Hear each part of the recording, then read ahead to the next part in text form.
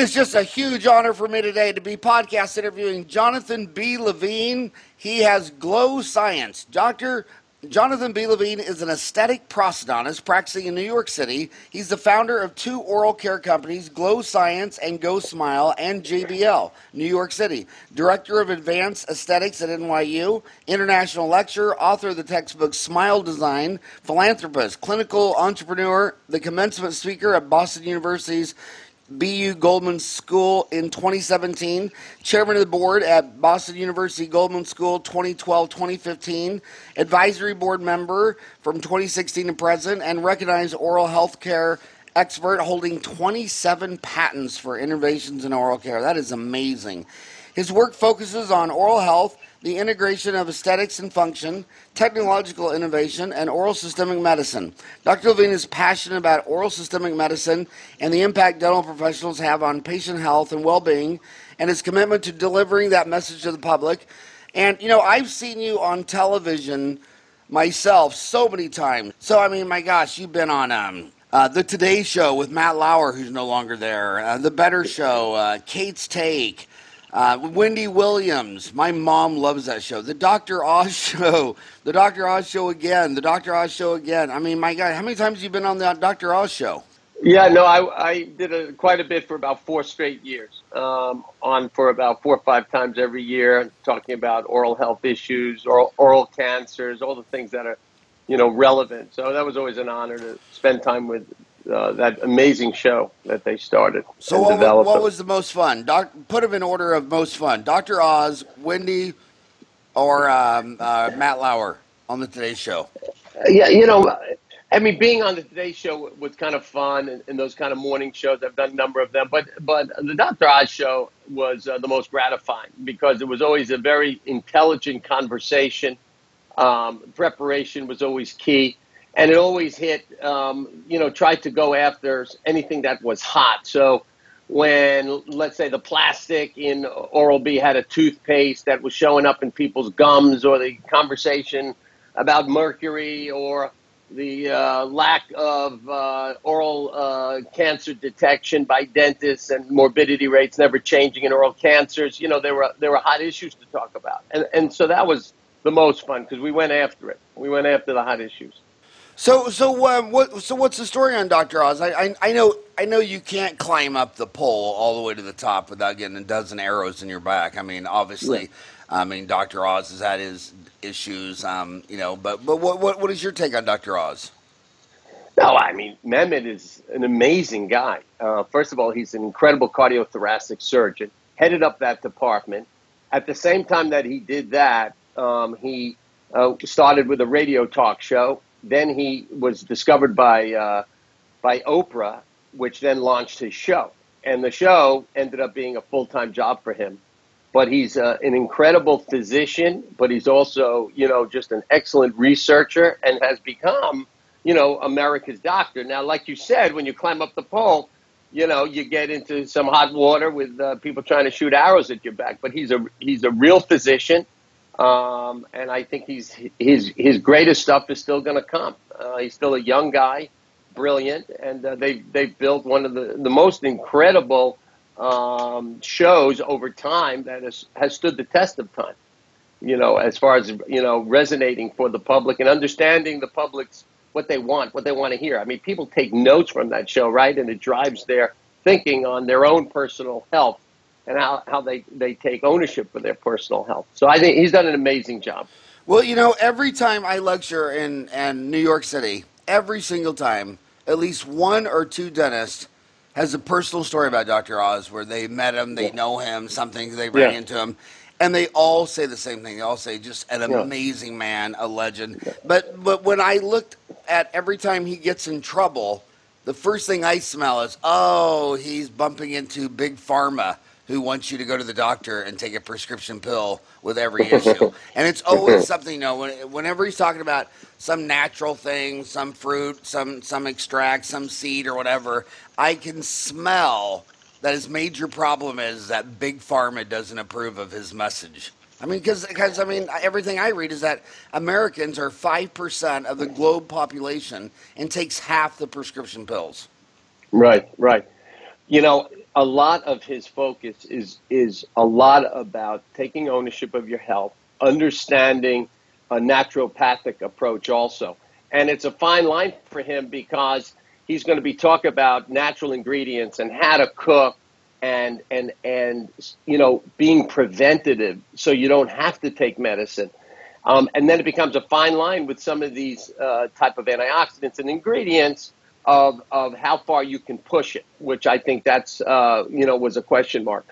But the people I think who are detractors, when you look at the profession, I think have a high level of envy and jealousy. He's risen to the top. He's a real physician. He's a real guy, an amazing family guy. He started a foundation that I got involved with, also Health Corps. I helped build their oral health initiatives. Mehmet's been a patient of mine for years. His family's amazing people. So I've gotten to see him up close, and he's the real deal. That's the best way I can put it. So how do you pronounce his name? Mehmet Oz? Yeah, he's from Turkey, so it's an interesting first name, Mehmet. Mehmet, huh? So you graduated. You graduated from dental school in prosthodontist in 1989. I graduated in 87. I mean, when we were in school, no one said anything about oral systemic health. When was this first a concept for you?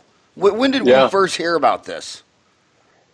Yeah, so I was Boston University pre-doctoral and then NYU PG Pros. David Satcher was the Attorney General, and about 15, 16 years ago, he came out and he called periodontal disease a silent killer. And he shed a light on the fact that the pathogens in the mouth and inflammation in the mouth can, from some of the articles and the research that's been done, has an impact on systemic health and inflammatory diseases. Some of the early studies came out of Columbia University with the epidemiologist Moisey Devereaux with the INVEST studies, and that was about 15 years ago. And basically, they correlated pathogens, P. gingivalis specifically, in the carotid artery of the IMT, when they looked at the carotid artery, which is always a very strong indicator for cardiovascular disease. Fast forward 14 years, and there has been an incredible amount of science that links inflammation in the mouth with inflammatory diseases, cardiovascular disease, diabetes, Alzheimer's disease, cognitive function, on and on and on, because they've realized most cancers are inflammatory diseases. So, it's an emerging science. I think the dentists and the physicians need to collaborate better. There's groups that are forming that are helping this collaboration and helping shed a light on the science, because the science is really becoming powerful on this oral systemic medicine link. There are societies also that have formed where dentists are joining in, because for us, we're the first line of defense as dentists. We see our patients 2-3 times a year. We see inflammation in the mouth. We see what's happening systemically as far as diet and blood pressure, and there are things we can do to make a referral and vice versa. It's a big conversation, and it's one that's really getting powerful. So you started so you have your dental office, JBL, because your name is Jonathan B. Levine, and the B stands for Brian, who is my favorite movie star in all of television history. Brian, the talking dog who drinks martinis from Family Guy. Is that your idol or mentor and hero, the talking dog? It never was, but I think it might become. Oh my! And one of the guys that works for me at his desk, he's got a big old. His name's Brian, so he's got a big picture and poster of Brian the talking dog. But so JBL NYC is your practice in New York City. So what was going on in your journey to start GLO Science and GLO Smile? Yeah.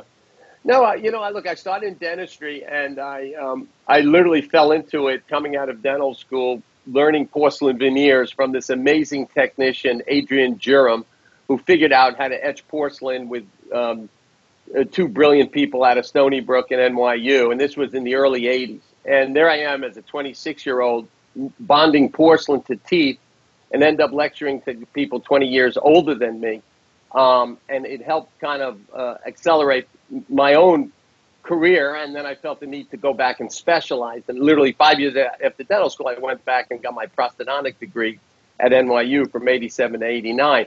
So that kind of got me on a road to think innovatively and think creatively. And as a clinician and involved with aesthetic dentistry, and understanding the compromises that existed in the marketplace with professional whitening. And at the time, it was tray and gels and the hot lights of Zoom. And we realized that the lights it wasn't called Zoom back then, but those lights got hot. They sat outside the mouth, but the heat would accelerate the breakdown of the peroxide. Tray and gels work, but the gel goes all over the mouth. It takes hours. You wear it at night. And my big idea was I came up with some innovation that addressed the compromises.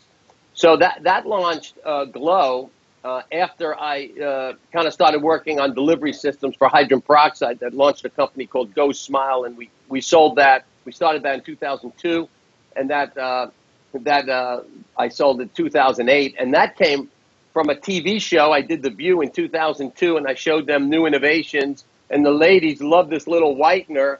It was an ampule, and you put the gel, and it did a great job stabilizing hydrogen peroxide. You didn't need to change formulation, so it was very purified. And now we created a very nice company called GLO Smile, my wife and I. My wife did the branding. So it was fun. I was balancing the practice with starting a company, and starting a company from scratch is very challenging. It's like running a marathon, and I've gotten pretty good at it because I've made every mistake possible. We say you got to fail fast, and you got to test, and you get an idea, and you want to build a team that could really help you accelerate what your ideas are. And so I started with GLO Smile. I now have GLO Science, and between the two companies, about 29 patents on delivery systems, medical device. GLO Science is more medical devices, mouthpieces that amplify formulations. And we now live in a whitening world, and we also live in an anti-gingivitis world with therapeutics and moving into the orthodontic world. So we have a really nice team at GLO, and we're about 6 years into it. So a lot of learnings along the journey. It's building a dental practice, starting these companies, also being involved in education. It's good I'm about 100 years old because it takes decades to, develop the skill sets and make the mistakes. So you get those learnings and you kind of move forward from that.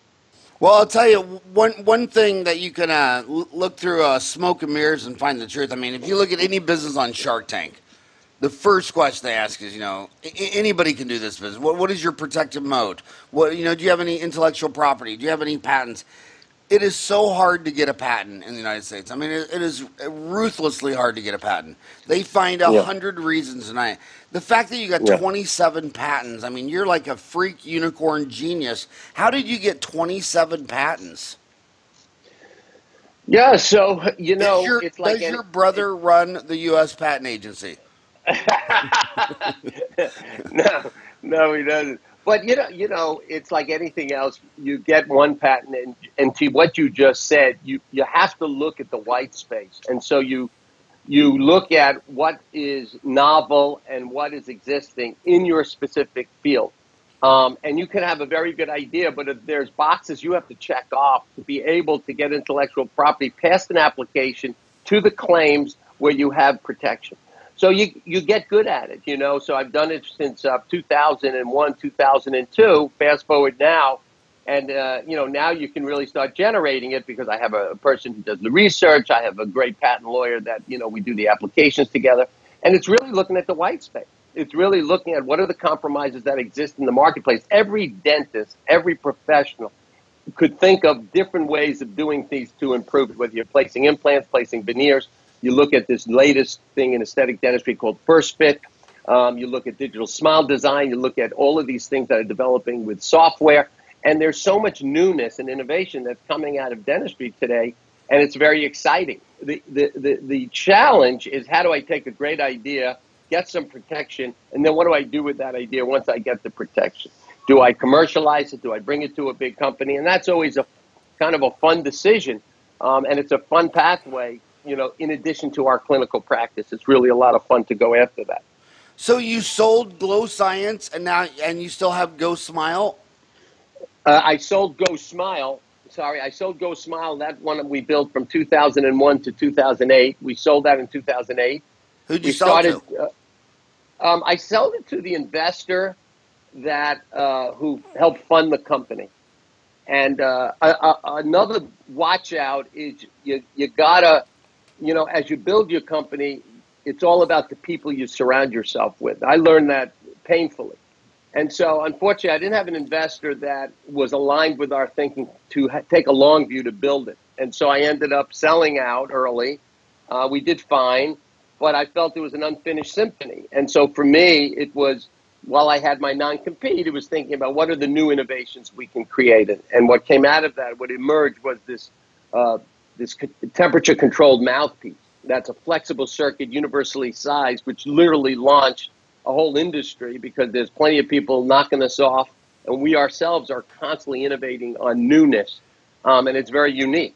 It's very unique. So sometimes things have a way of working out because we now have multiple iterations on this mouthpiece. We're about to launch a wireless version that will be speaking to your phone because, if you, like you said in the beginning when you were talking about podcasts, you're not connected to your phone. You're not in business. You have to be connected to the phone. And so through mobile apps and through the phone, both our consumer division and also our professional division will have a mouthpiece that's going to be able to send reminders and do all kinds of things to help a person have a healthy smile, whether it's white teeth or healthy gums. So, there's so much future here. It's very exciting, and the technology is so changing around us. It's just staying current and with a new company, it's building your team.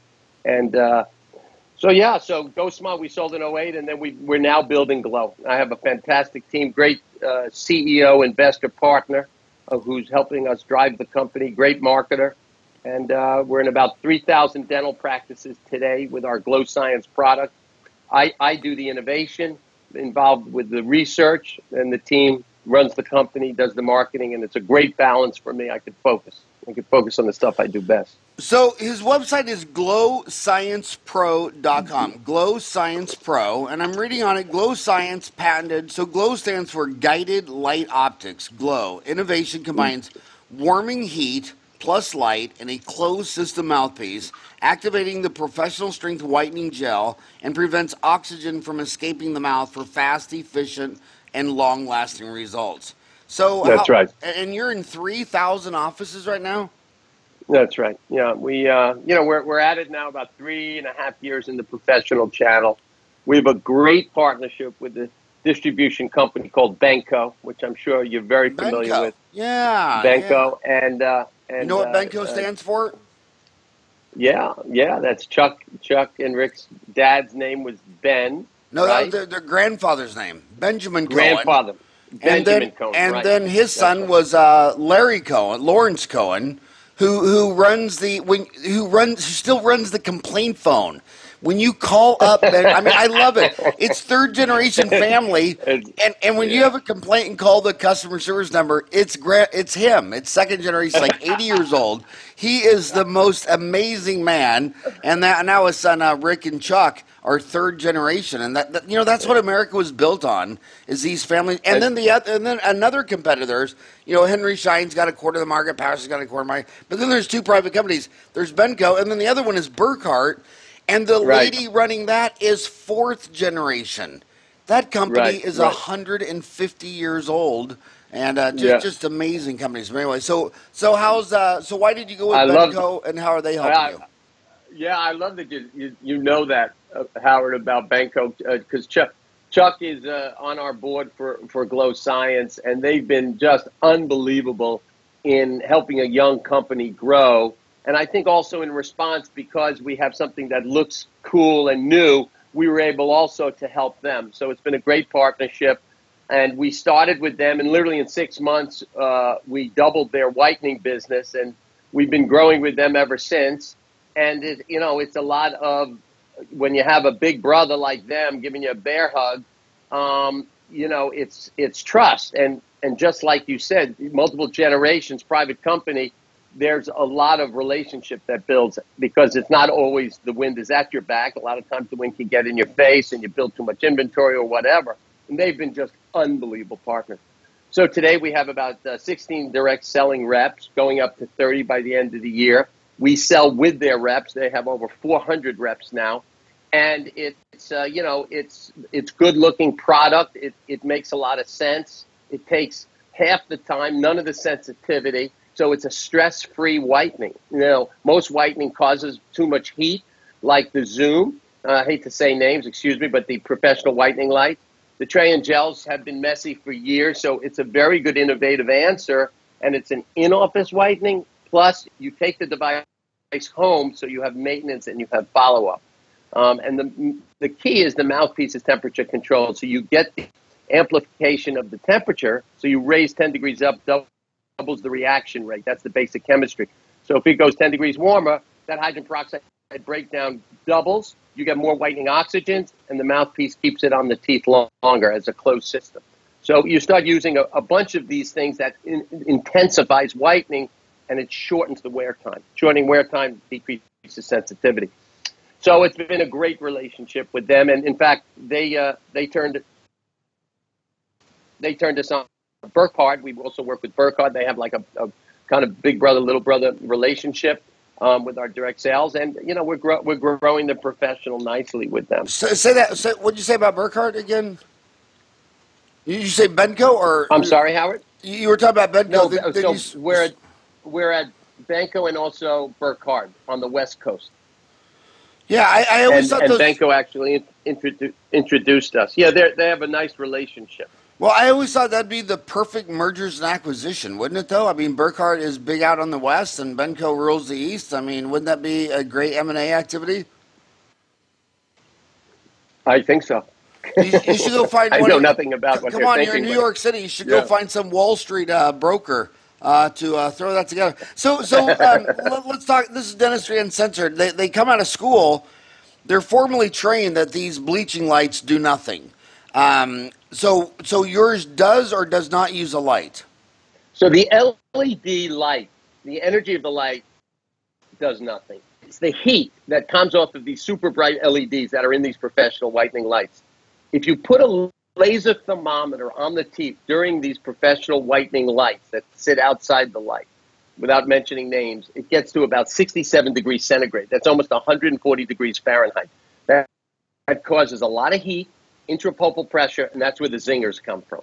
So if you control that heat and get the temperature up but only 10, 15, 20 degrees of warm, you don't get to the threshold to cause pain, but you create an amplification, an increased breakdown of the hydrogen peroxide, if I made myself clear. So you're taking the compromise that exists, and at the end of the day, we took the best of professional whitening, which is the warming heat. In our mouthpiece, we have heat resistors, and the LED lights basically says the mouthpiece is on. It's the heat resistors that warms, but it's a closed system that keeps the hydrogen peroxide, the oxygens in the mouth, and our controller controls the temperature. And that's how our system works. And they're only 8-minute intervals. So 3 or 4 8-minute intervals, 24 minutes to 32 minutes, you've just done professional in-office whitening. You literally get 5 shades every time. If you have a starting shade anywhere from A1, A2, that you can go to the 5 shades of bleach. And then we like to send the patient home with the device for an at-home regimen based on their age and their starting shade and their expectations. So you're saying that the most important thing is the heat. It's not the light. The only thing the light is doing is that it's the heat. We've known this for years. And there's a threshold. You do not want to go above 52 degrees centigrade. So we've written a white paper on whitening. We have our team who are the great hygienists, just wrote a nice article in one of the dental hygiene mags. And it's really clear. We've known it from Yarborough's work with lasers in the 90s. You'd never want to go over that threshold of 52 degrees centigrade because it creates too much warmth, too much inflammation, and intrapulpal pressure. And so you got to be careful with getting too hot. And the heat comes off of these lights, these super bright LEDs of the professional whitening lights. They get too hot, and they don't control the temperature. You know, you've in just the last 30 seconds, when you're talking about temperature, you've jumped from Kelvin to Celsius. I mean from Fahrenheit to Celsius. So now you have to go all the way and throw in a Kelvin unit. So let's see, average body temperature is 37 degrees Celsius. That's 310 Kelvin. So how many Kelvin would be the... No, but it's not that hard. It's 9/5 C plus 32. So, it's 9/5, of 52 plus 32. So if you if you're at 67 degrees centigrade as your ceiling, that is equivalent to about 138 degrees Fahrenheit. So us in the United States, we understand that pretty well. 100 degrees Fahrenheit, 138 degrees Fahrenheit. That's getting hot once you get over 135, Going back 138. to the problem, I remember when all these bleaching systems come out. You mentioned one, Zoom. A lot of when a lot of people saying the light didn't do anything, it was already too late because. Like Ultron, when they came out with the bleach, Dan Fisher said he wasn't going to come out with the light because he couldn't prove that it did anything. But the problem is, in the marketplace, people come in and they say, I want laser bleaching, or I want, they see these pictures Yeah, of people with their tray. yeah, So if you sat down and had a chairside conversation and said, well, that light doesn't do anything, then they think you're just crazy and you don't have yeah, one, and so you're trying to tie down. So yeah, it's very weird when the dentist has the science, but the consumer's already made up in their mind, and a lot of them yeah. come in and say, "I want laser bleaching." So you have Right, to, exactly. if you do in-office bleaching and you don't have some shiny light, it doesn't have the buzz. Even when you go get a mani pedi, That's right. That's right. you know. So how do you balance Well, Howard. That's science, exactly light, right. laser? And that's exactly right, what you just said. There's a lot of confusion in the marketplace because there's a lot of knockoff consumer whitening lights. At the end of the day, we have to have products that also is designed well, like anything else. Why do we buy a car? It has to have a little bit of a cool factor, and then there's science behind it, but it's got to work. There's got to be efficacy. With whitening, if there's no sensitivity, it's fast and it works, you hit the home run. And it's understanding the science will allow you to get there. I mean, trays and gels are 25 years old. The whitening professional lights that Eric Montgomery created for Bright Smile and then Zoom knocked it off is 16 years old. That So guy, for that guy us, did with Bright a Smile mouth, and Zoom. yeah. Well, what happened was, Zoom used their patents, and then Zoom sued Bright Smile, and Bright Smile went out of business, and they ended up buying Bright Smile. That's Zoom, and then Philips ended up buying Zoom. If you remember the order of events, but at the end of the day, it's old technology Well, today, Phillips and bought for the us, old. it created the white space. The old technology, if you remember the days of Bright Smile, they were retail centers, and they used a whitening light that would look very similar to what is today's Zoom light. And they're super bright LEDs that sat about 2.5, 3 inches away from the tooth surface. And the hydrogen peroxide gel is put on the teeth. Now, when the gel is put on the teeth, the only thing that's whitening, here's the science, is the leading edge of the gel sitting on the teeth. Everything behind that leading edge is going out in the atmosphere. Okay. It gets hot and it works, but it's the, short, high intensity whitening. They started with 420 minutes and they went down to 416. If you took a laser thermometer, 67 degrees centigrade, I just talked about 140 degrees Fahrenheit. The same dentist administered were also done for tray and gels. Took the impressions, made the custom trays, put the gel in the trays, and it works. It's a closed system, but you got to wear it for hours. Sometimes people sleep with it at night. Most of the gels are a combination of hydrogen peroxide and another one called carbamide, which has an ammonia breakdown byproduct. Not great. But you're bathing the soft tissue, and it's long wear. There's a lot of sensitivity, and compliance is not great. So that was our dentist-administered formulations the last 15, 14 years. And technology and innovation is going to win. And what we said is we think there's a better way. So we focused on controlling the temperature, and we focused on warming the gel, but closing the system in a universally sized mouthpiece, which means the dentist doesn't have to take impression. The mouthpiece fits the cosmetic area. That same device, that medical device, now the patient takes home, uses it for a couple of 8-minute applications in a row, 5 days in a row, and then they have it for maintenance. A very funny thing happened, Howard, when we ran our studies at Boston University. All of the participants, soft tissue gums in 5 days when they went home with the device, got healthy. And we realized that the mouthpiece and the warming heat with hydrogen peroxide killed the bugs. And we then went after what is the best formula to use for gum health.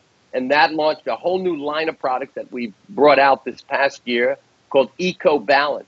and the science on it has been very impressive. We had some really great studies at Foresight Dental where we showed that the formulation does a great job at controlling inflammation. So you started, look, at the end of the day, you start at one place, and that's how we got 26 patents at this point, and we end up in different places depending on, where the journey takes us, where the discovery takes us. We started in whitening, and now we have a whole whitening side of our business, but we also have a therapeutic side of our business. Well, that was going to be my next question, because I've always thought this industry started, believe it or not, it was 30 years ago. It was started by Omni. Do you remember Omni? Was it out of Omni Dental? Omni Dental was out of Arkansas. And just by random coincidence, just by no luck of my own, the Omni rep for Phoenix, Arizona, the first rep to have it in Arizona was 2 blocks away. I think it was David Keegan. And I remember seeing this van parked out in front of his truck, Omni Whitening. But so I've been doing this for 30 years. It always seems like it really helps. When someone is soaking their teeth in trays, it just really seems like it really helps clean up periodontal disease. Or gingivitis? Do you believe that? Yeah, absolutely. Absolutely. How can you soak your gums and teeth in hydrogen peroxide and not have it kill bugs? I mean, it's pretty obvious. Well, that's right. And if you remember how it was formed, there was an aha moment by Heyman in North Carolina that was putting these gels, carbamide peroxide gels that were over the counter that healed the cold sores in a mouthpiece to heal some of the sores in their mouth from the brackets and the wires and from the orthodontics. And they realized that the teeth got whiter. And that was 10% carbamide peroxide, which is 3.3% hydrogen peroxide. And that led us 30 years ago on this road of whitening teeth with carbamide peroxide is the stabilized formulation of hydrogen peroxide. So it's a 3-to-1 ratio. The breakdown byproduct is from carbamide is hydrogen peroxide plus ammonia. Since then, we created delivery systems that you could use purified hydrogen peroxide. So it's safer, like a Crest white strip or like a little ampule that has a hermetically sealed vial. But it generated a whole industry. That moment in time generated a whole industry of whitening for both the in-office and the take-home whitening. And today, my big focus is aesthetic dentistry. I'm a prosthodontist. I've been doing aesthetic dentistry my career. Everybody gets whitened. It makes doing veneers easier, and you could be more conservative where you don't have to put veneers all over the place. And so everybody gets whitened. Everybody gets a shade taken in my practice, just like a patient gets a periodontal probing and an oral cancer screening. It's just basic protocol. And people become, people are excited about it. You do the whitening, and it immediately improves their smile. And then the conversation then moves to, what else can we do? So, whitening is a great aspect of the aesthetic dental practice for the last 20 years. But innovation will take us way down the road to improve the experience for the patient. Less sensitivity, shorter wear time, and easier for the clinician. So we don't have to spend so much time at the chair to whiten teeth. When you talk about the oral systemic link, I mean, there's so much research on that. But when you go to Dental Town and you start reading the threads on the oral systemic link, some people always say, okay, well, there's a correlation between periodontal disease, but it's not causal. They'll say, okay, when I wake up in the morning and start a pot of coffee, the sun comes up. They're correlated. They're not causal. But this is Dentistry Uncensored, so I want to go where nobody agrees. Yeah. But I've seen so many papers that show link to periodontal disease to Alzheimer's, to heart disease, to diabetes. Where do you see I'm making a pot of coffee and the sun comes up, they're correlated, versus I made the coffee and that made the sun come up? Right. Yeah. In talking to people who are experts, let's talk about it. Moisey Devereux, Bradley Bale, Amy Doneen, who wrote the book Beat the Heart Attack Gene, who are very involved with cardiology and taking cardiovascular disease, the number one killer of America, off the list. People who are experts looking at the pathways and the pathogenesis of the disease. Periodontal disease, cardiovascular disease, they're multifactorial, right? If they talk about cardiovascular disease as a constellation of risk factors. So if we say smoking, if we say, type A personality, if we say cholesterol levels and lifestyle, if we start adding up all of these risk factors, and you have science that shows that the same bugs in the mouth can cause cardiovascular disease and inflammation, and they show the pathogenesis of the inflammatory markers, you have to be deaf, dumb, and blind not to think that there's a relationship, a direct relationship. So the latest science that came out from Bale and Doneen, and I ask everybody to Google their latest study. It's on the Open Research. You can download it. They talk about the atherogenic triad, but basically what causes cardiovascular disease and the direct implication of periodontal disease. And you look at the studies from last 2 or 3 years, you know that there's a direct relationship. Now, causal would mean by itself, periodontal disease causes cardiovascular disease. You have to have, multiple risk factors. It goes for everything in cardiovascular disease because that's just the way it is. It's very hard to run a study and control all of these factors. We call them confounding factors in these studies. But there's been so much research over the last 12 to 14 years that when you really dig into it, you start saying, absolutely, it's true. Cardiovascular disease, diabetes, Alzheimer's, pancreatic cancer, right down the list of all these inflammatory type of diseases. It's interesting, but now they're realizing from the studies of the microbiology and the microbiome of the gut, right? You got trillions of bacteria in the gut. It's a bacterial balancing act of competitive inhibition. My background at Cornell University, I was a microbiology major. It's the same thing in the mouth. We have 600 species of bugs in the mouth. We have, almost 7-8 billion bacteria, and it's an ecostatic balance. It's a homeostatic balance of good versus bad bacteria. So in the mouth, of course, if you're going to have low pH, if you're going to have a very stressful lifestyle, if you're going to smoke cigarettes, if you're going to drink alcohol, if your home care is terrible and you have periodontal disease, those bugs are going to work its way into the arteries. That's just the way it is. You're going to also have other factors that are going to add. But there are studies today that as you control periodontal disease, and this came out of, again, Moisey Devereaux's group on the INVEST studies this 2 years ago, as you control periodontal disease, you control cardiovascular disease as measured by the inflammatory markers. And the specific ones is tumor necrosis factor and IL-6. We can talk endlessly about it, but there is a direct correlation with science on the pathogenesis of the disease as measured by these inflammatory markers. It's really incredible. So the dentist has such an incredible opportunity today to work together with the physician and the physician with the dentist to do these cross relationships to refer to each other. The problem is nobody refers to each other. And the physicians don't have protocols that say, hey, you look like you have inflammation in the mouth. We have to control it. Dentistry now, we can do salivary diagnostics. I'm going to talk about oral DNA for a second. Because oral DNA, we can look at specifically the bugs, and we can look at the inflammatory markers. And if they have a high IL-6, or if they have a high AA and PG, the big pathogens, actinomycetes, concomitans, and P. gingivalis, make the referral and make sure that they don't have hot arteries and check out their cardiovascular system and send them to the internist and cardiologist and vice versa.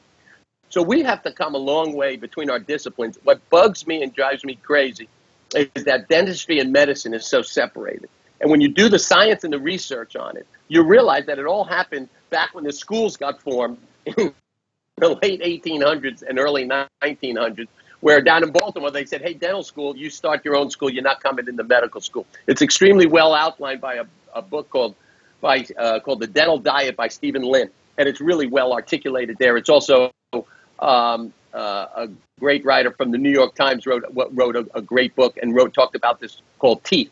She did a great job on it. What's the name of the book, then, Teeth? It's always been separate. Teeth. She's a New York Times writer. Can you find the book, Teeth? Great book. Teeth.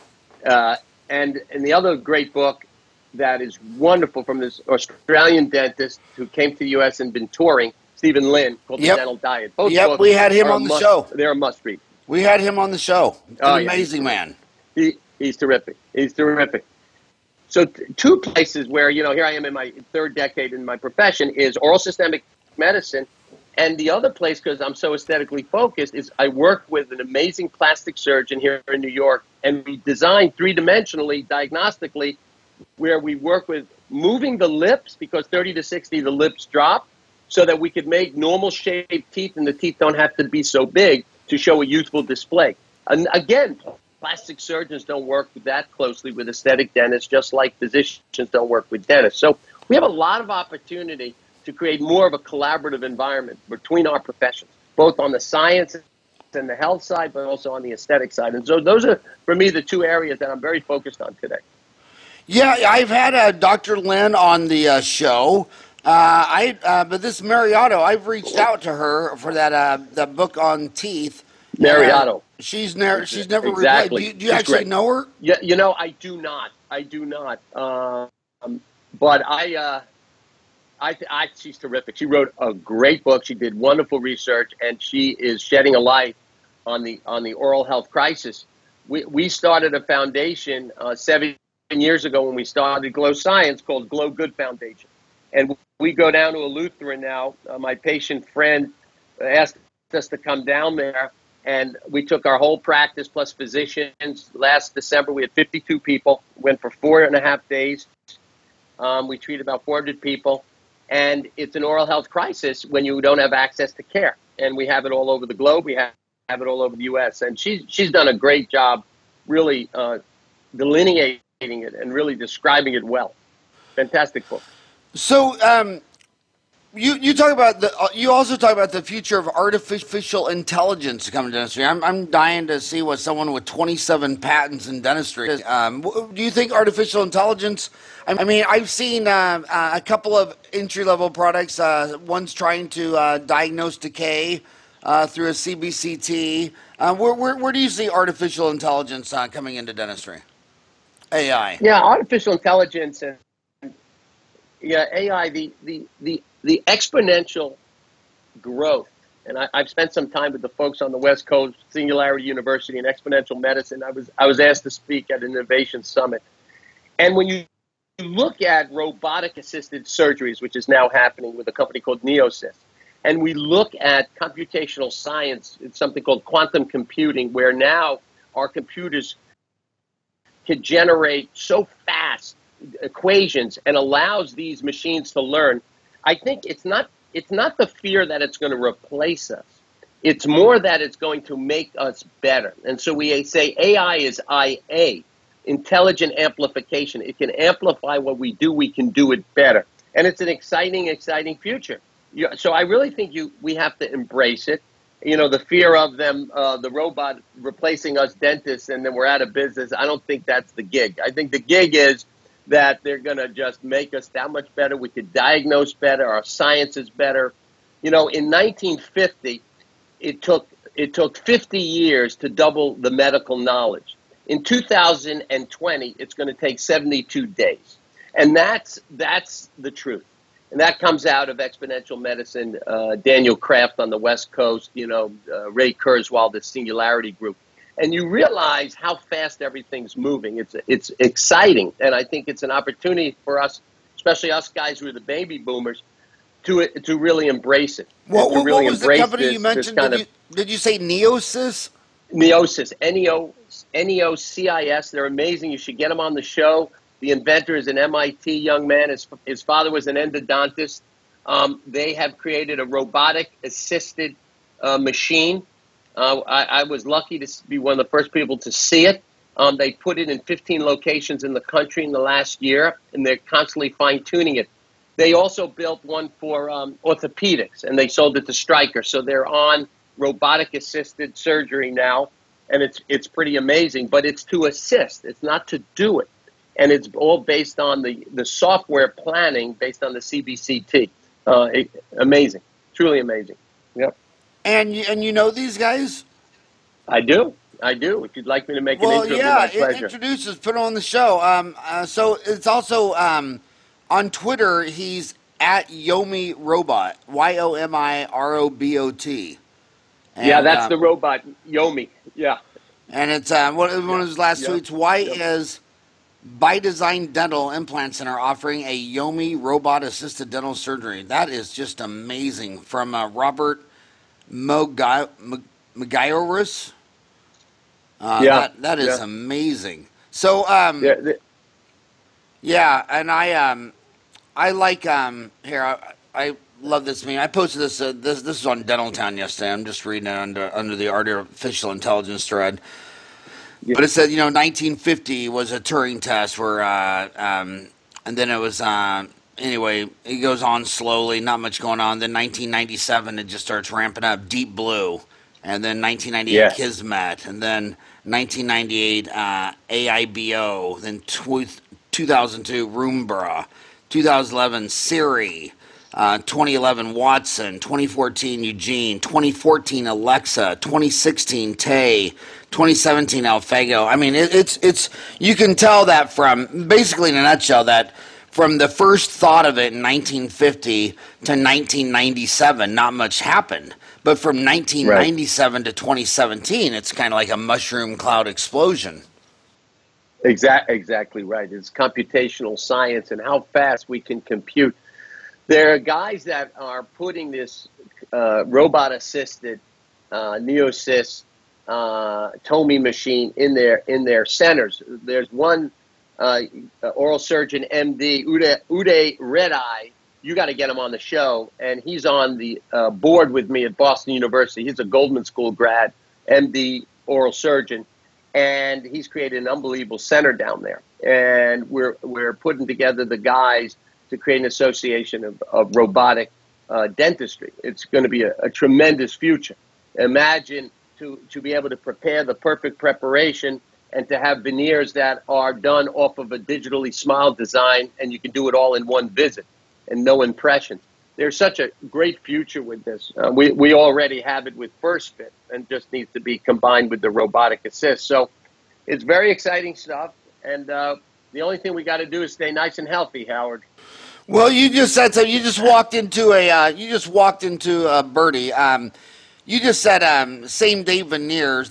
These kids come out of school, and 10 years Yeah, ago they were coming out $250,000 student loans. Now a lot of these schools are hundred right. thousand a year, and they're coming out $400,000 student loans.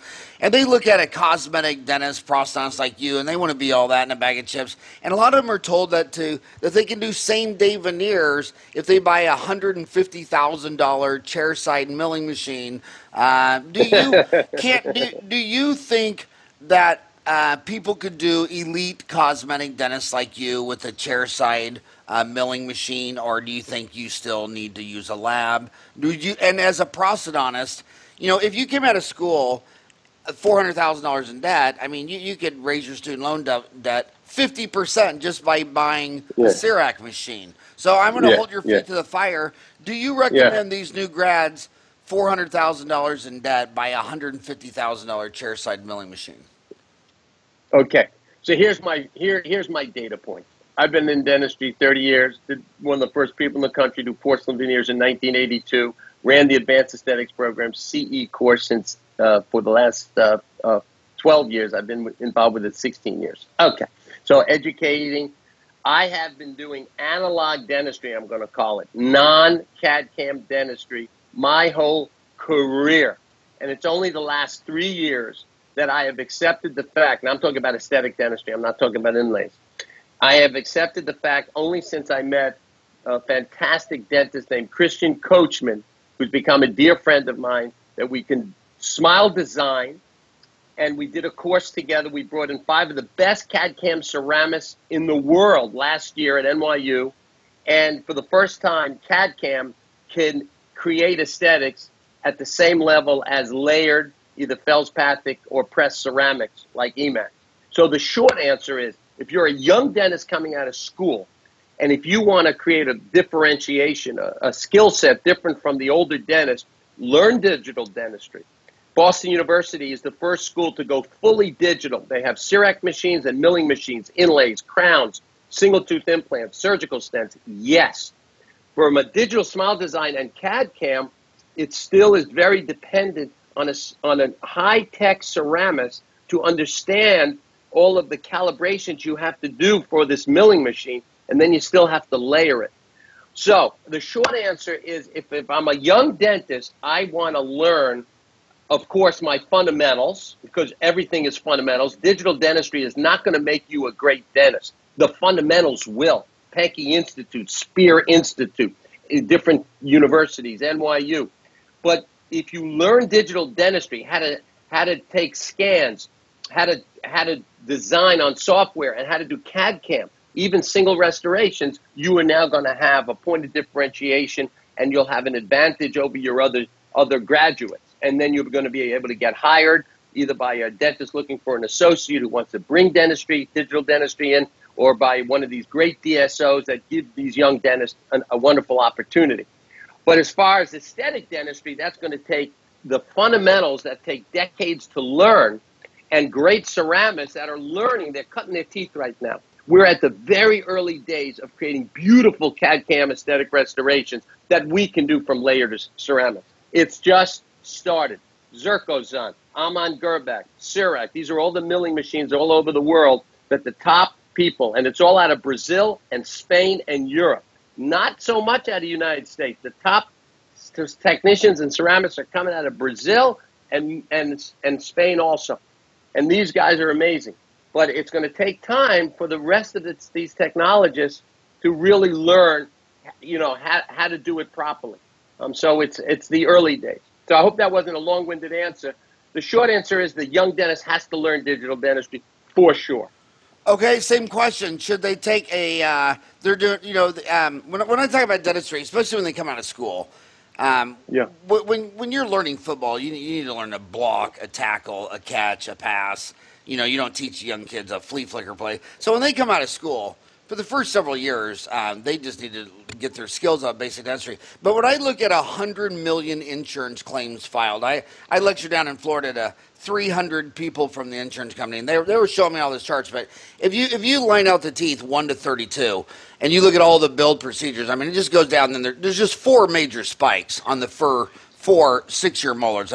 3, 14, 19, 30. What's a tooth most likely to get? A root canal, a crown, a filling. Right. Extracted, placed with an implant. Basically half the dentistry in the world is done on 4 molars. So if that doesn't get you really amped up to get the best damn sealant on that tooth the minute it erupts. But should she, so just on a first molar, you're a prosthodontist. Yes. Dumb it down to dental kindergarten. She's 25. She's doing a crown on a first molar. Would you recommend a quadrant tray and Impergum, or would you recommend an oral scanner? Well, first let's back it off. Maybe she's taking out an old filling. She's cleaning out the K properly.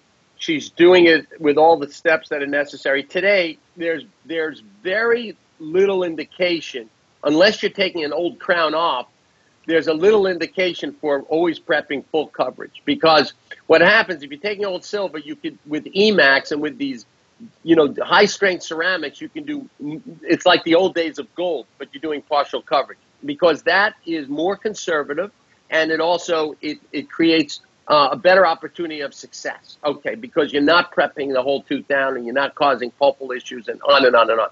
But having said all of that, for a single restoration, to scan it properly, and all of the the clinical checks that a CIRAC machine has, they're at it 25 years. When they started, I'll go the last 20 years, and I had it in my office 15 years ago, and it didn't last very long. But today, 25 plus years together, they have unbelievable software, and for a single restoration, I would 100% support either a digital approach or an extremely well-done analog. I have never in my whole career ever taken a quadrant impression for anything except maybe a post and core that I was doing in gold. I always believe in precision dentistry, full occlusion. I want my technicians, and right outside on the other side of the door, I have 3 technicians. I've been very blessed. My whole career, always the technicians are on my hip. And we have 24 people in this practice. We have 5 docs, 5 hygienists. 7 of us have been together for 25 years. So we operate in a multi-doc facility, so we can afford having the technicians and having the technology that we want to bring in. The short answer in either one is going to produce a beautiful result.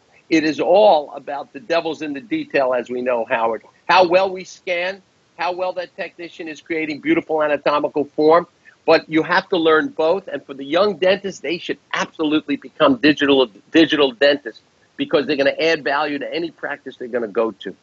Now, in your JBL for Jonathan, Brian, the drinking martini dog Levine, are these partners, or do you own the whole office and their associates? My team has always been under my umbrella. So I have the PC. I've always tried to create an environment that is very hard to duplicate, and we've been together for years. It's not for everybody. If somebody wants to be an owner and I have to have equity, that's not what I built here. It evolved over time. I have 11 Brazilians here. All of the assistants are dentists from Brazil. They're highly trained. They understand software extremely well. Jeff McClendon, who's extremely well known, works with Gunson and Arnett on the West Coast, prosthodontist. Kellen Mori, who's a famous Brazilian dentist. She made it in New York. She's been with me 24 years. My hygiene team, Georgia, Paula. Paula was my first assistant 28 years ago, and she's a hygienist. So we've been together a long time. We treat it like a family. Culture is everything. Company is culture, and I try to create an amazing environment for all of us. I run the practice. I have a great office manager who's been with me 17 years, and we have a great team. Our foundation is very important for us to give back. And so it's just creating a proper culture and having the right people on board. It's not for everybody, because if somebody wants to be more of, I wanted mine, me, that would be a different discussion. If I had a great person who wanted to own, I would say, all right, let's go open another office downtown and I'll help you do it, something like that. But this has worked extremely well for myself and my team. When you young kids are listening to information, the first thing you got to do is realize, okay, so much information is incentivized. And there's so many people talking about how great partnerships are because they're lawyers, they're consultants, this is what they do, they have contracts. But I just wanted to remind you all on partnerships that when you marry a woman, when you marry your lover, and you have great sex and children, and you have all these glues and spending holidays and all this together, that fails half the time.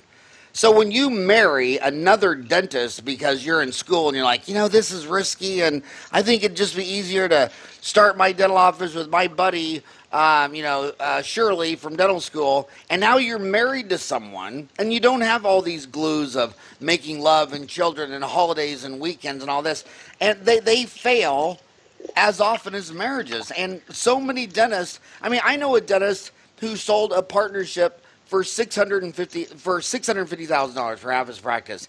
3 years later, he spent $800,000 in a lawsuit getting rid of her. You know what I mean? I tell people, only go into a great partnership if it has really great sex. That is the only time you get a lawyer and marry someone, whether it be a spouse, husband, lawyer. If there's no great, that should be your first red flag. Don't marry anyone if you don't have great sex with them. And I look at offices like yours, and they're natural. It's an org chart. You have an owner. You go into the military. Here's the general. You're not the general. You're the colonel. You're the infantry. Go into the Catholic Church. You have the Pope, the cardinals, the bishops, all the way down to the altar boy. And humans work best in an org chart. The other problem I see when we have partners is I go ask Jonathan, can we do this? And you say no. So then just like when you were a little kid, your mom said no. What did you do? You turn around and ran right to your dad. In fact, you would stalk your dad to see when you could ask him something where mom wouldn't hear. You were always trying to split the herd. So Right. so then the staff are confused. The hygienist is confused. You ask them a question, well, what is your office protocol on this? And they roll their eyes. They say, well, it depends. Dr. A says this. Dr. B says this. And it's the same thing with married couples. When I see the spouse being the office manager, those are some of the highest producing netting offices I've ever seen if they're done right. And if they're done right, the office manager spouse, whether it's the wife, the female dentist husband, or it's the male dentist wife, whatever, they still follow the org chart. So you'll be the doctor and your wife's up front, or you're the female doctor, your husband's up front, but the staff come to you, they say, well, Dr. J. Jay is the owner. You know, you have. So what I'm saying is, you have to have an org chart, and you don't Yeah, see any religions where, look at the three yeah, greatest religions: Judaism, Christianity, Islam. They're one guy going down. What happens if every religion had two gods and it was thunder and lightning? I mean, it just doesn't make sense on an org chart. So I am not a proponent of partnerships. I am not a proponent. And I'm a huge proponent of an org chart. So if the owner doctor says go right, and then his wife is the office manager and she's saying go left, then you have staff turnover, it's confusion. And when you're out there and you're a kid and you're out there looking for a job, what you're looking for, you're looking for a mentor, but you don't want a mentor on dentistry or prost or lasers or bleaching and all that. You want a mentorship on how to run an organization. And you have all exactly. these employees that have been with you a long time. So they'll call me up and they'll say, well, Howard, here's your question I'm getting now, because you just had 6,000 graduates. I know you gave a commencement speech to BU last year. But they're saying, okay, I'm going back home. I'm going to Lyons, Kansas, and there's two associateships available, and one will pay me 25%, but he pays the lab bill, and the other one will pay me 30% in collection, but I have to pay half the lab bill.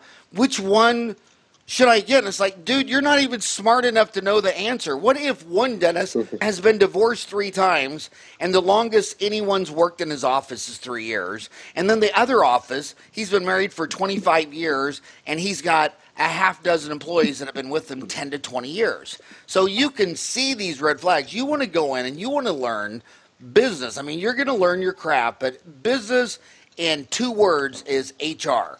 Business is about attracting and retaining great quality people and keeping them 10, 20, 30 years. That's what you're looking for in a mentorship. So when you go to that interview and they say, "Well, did you ever receive the what is that what is that funny that the Golden Scale Award. Oh, the what I love the most. The golden curette. No, I was interviewing a hygienist, and she was hell bent. I actually hired her because of it, but all she kept talking about is how she won the Hugh Freedy Golden Scaler Award in her hygiene class, and you could tell by the way she talked about that Yeah, I should yeah, get on my hands and knees, and I right, actually did. She was so damn passionate. She was the greatest yeah, hygienist I ever had until she got married, had 3 kids, and decided to be a yeah. stay-home mom. But the bottom line is, you should be interviewing them when they're saying, well, what's your GPA? Do you have experience? Can you do molar root canal? You should say, shut up. I'm interviewing you. Go through every employee that works in this office and tell me how long they've been there.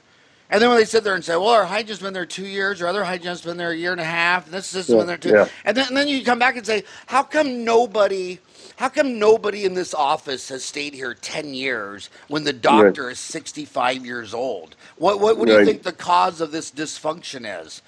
Is the right. doctor dysfunctional? And then the other red flag is this. The doctor thinks the greatest employee that he can't live without is this office manager who's been there 20 years, but all the other employees have only been there like 2 years. Because Yeah, doctor's too dumb to know that the woman you can't live without is the source of all the dysfunction. And then you can go into a place like that and fire her and then get in a functional personality and then come back 5 years later and all the staff members are still there. So yeah. so just look for the human element, the human touch, the HR. So kudos to you. How many people have you kept for 10 years? I love this conversation. You got to have me back because I could talk an hour on it. One of the things I don't talk outside of my program that much, but we do something called executive development because I've started 3 companies and I've had to take a CEO role, chairman in a couple of them. And what I've learned by making the mistakes and learning from them is that company is culture. Your culture is measured by your people, and your people are measured by the quality of their conversations. And that is very Darwinian. You have to figure that out over time because you see that you're not going to retain people. You're not going to have a happy place to work. And there's wonderful things to read on this. E-Myth Revisited and emotional intelligence and learning organization. But there's great things that people can read and take courses in because you have to develop the skill set. For me, my team, I have literally 7 people here between hygienists and dentists who've been with me over 25 years, Howard, 25 years. And the majority of people, most of the team has been with me. My technicians have been with me for 20 years. 2 of them are Lindo and Alexandra. I've had 4 technicians my whole career. I've always had technicians. They've either moved away or, or still here.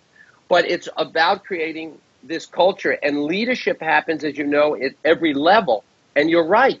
People need a coach. You've got to be a coach. You're coaching people up, and you want to create an area where people can talk, an environment that allows people to thrive.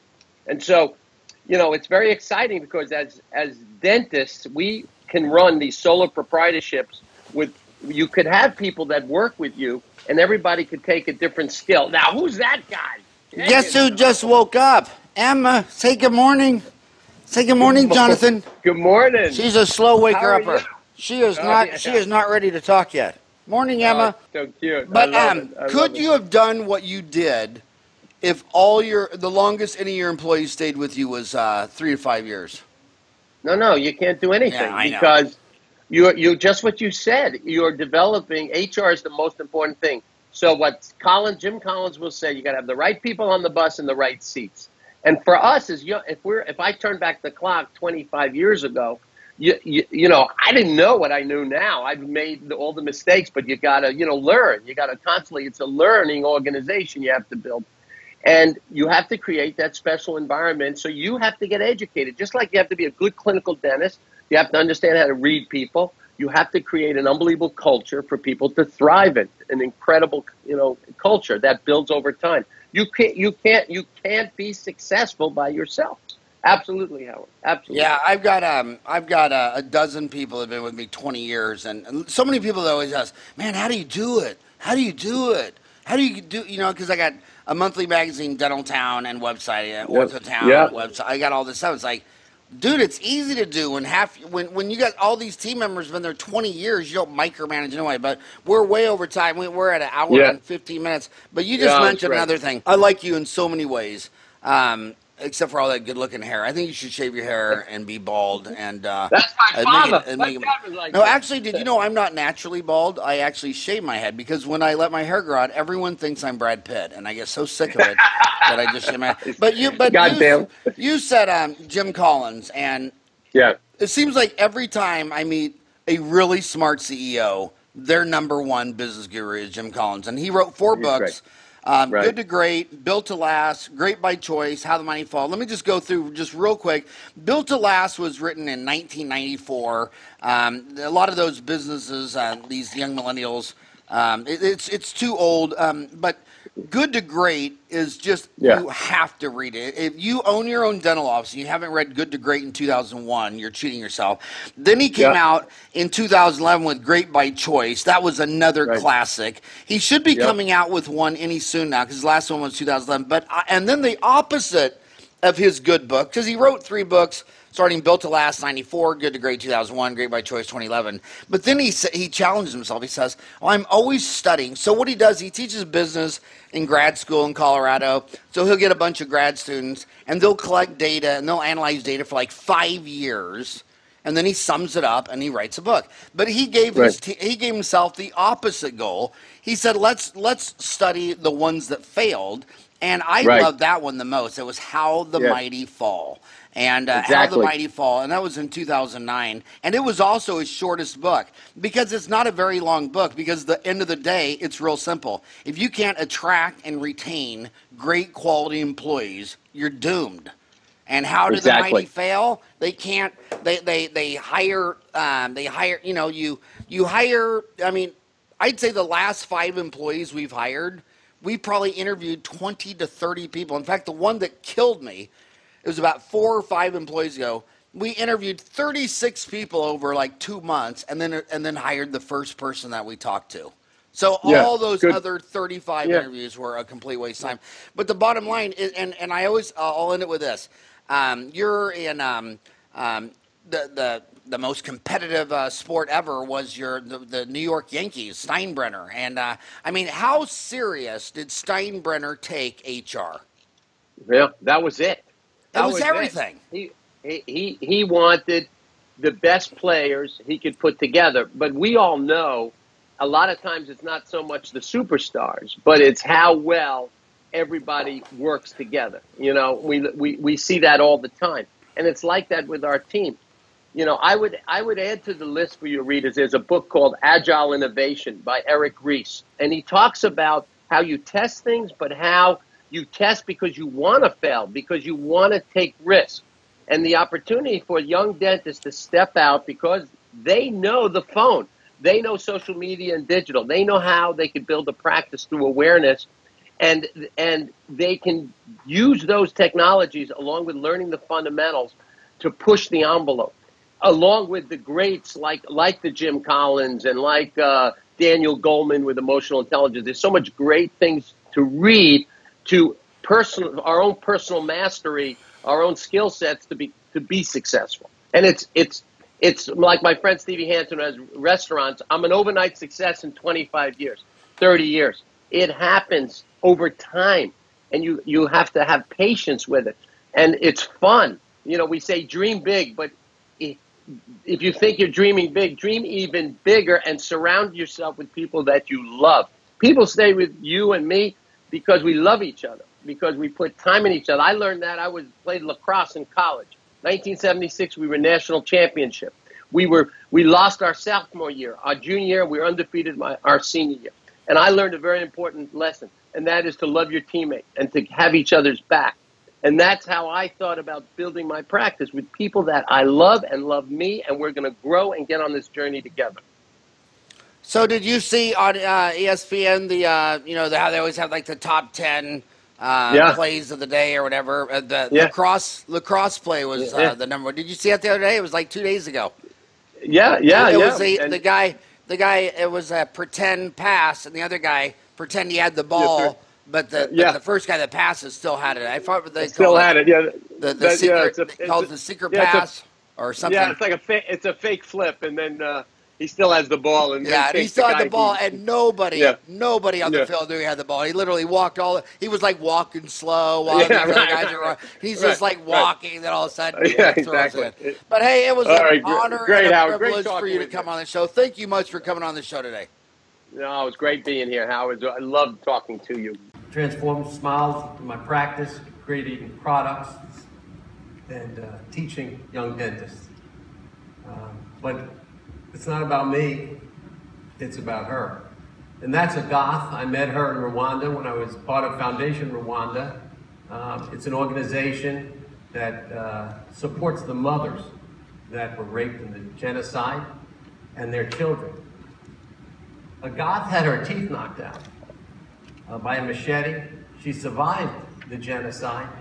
And when I was there, they asked me what I could do, and I didn't hesitate to help.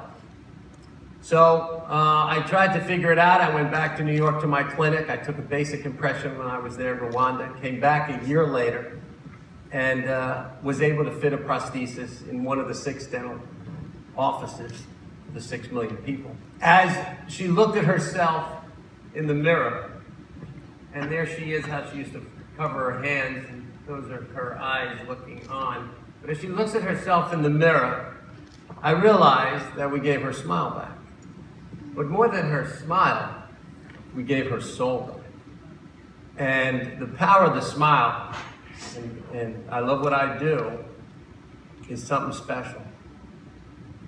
Well, imagine a future where you walk into a dental office and you're greeted by just a beautiful, sensitive dentist that has all the new technology, that has this complete digital workflow, and allows this dentist to design your smile in 2 hours that normally takes 3 to 4 weeks. And the smile is perfect, and it's symmetrical. And when you really look close at this perfect smile that this dentist creates, you can see that the right side is exactly like the left side, that there's this complete symmetry of the sides. And the dentist was an AI-powered, self-aware robot. And this robot created this smile. But you see, the smile is all about imperfection. And we call them perfect imperfections. So what we can see next up is this beautiful aesthetic that nature shows us. And what we do in aesthetic dentistry today is we look at the face and we figure out how do we enhance the beauty of the face? How do we make that special? So it's clear that a robot can't be a dentist. So if I look forward, what the robot's going to do, it's going to help us in my profession, and there's similar professions in medicine, be so much better at what we do. More effective, more efficient, which means more cost effective. Of course, we're going to realize there's an access of care problem. And we realize that we've created this foundation where we go to underserved populations. Well, now it's going to become, if you go to dental school, you have to spend 200 years in these underserved populations. And we have this smart technology where we can deliver care efficiently and very effectively. So if you go in the future, I guess, and you work it backwards, when you see a smile and it's too perfect, it was probably designed by a robot. And we need to say to ourselves, well, what really is AI? It's really IA. It's intelligent amplification. It amplifies what we can do, because you still need that creative spirit. You still need the artistry to match the face and the personality for what we do. And the smile is so powerful as an human emotion. It's how we show love. It's a direct connection to our soul.